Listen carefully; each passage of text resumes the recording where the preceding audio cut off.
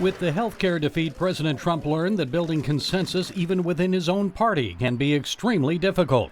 Convincing Congress to pass meaningful tax reform may be just as hard.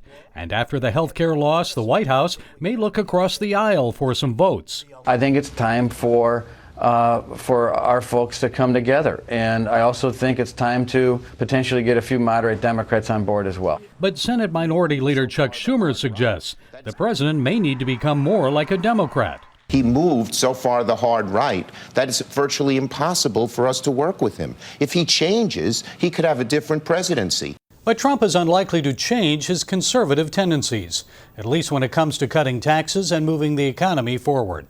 The U.S. corporate tax rate is among the very highest in the world. The president says if the United States is to attract businesses from overseas, it must drop the rate down from 35% to 15%. America would become a country with one of the lowest corporate tax rates in the world. Trump says he also wants to lower the tax burden on American families.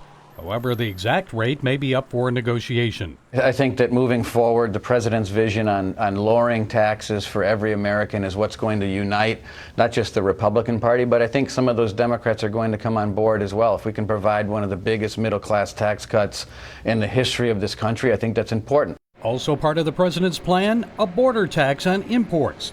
He says that will even the playing field with other countries who haven't played fair on trade. It's designed to bring in more money to offset the loss of revenues to Washington from the tax cuts. But Congressman Mark Meadows, chairman of the conservative House Freedom Caucus, predicts real tax reform with lower rates will generate more income and greater economic growth, which would help both businesses and consumers. When we start to grow the economy at 4.1%, it actually not only increases wages, but it puts more money in Americans' pockets each and every day. Gary Lane, CBN News.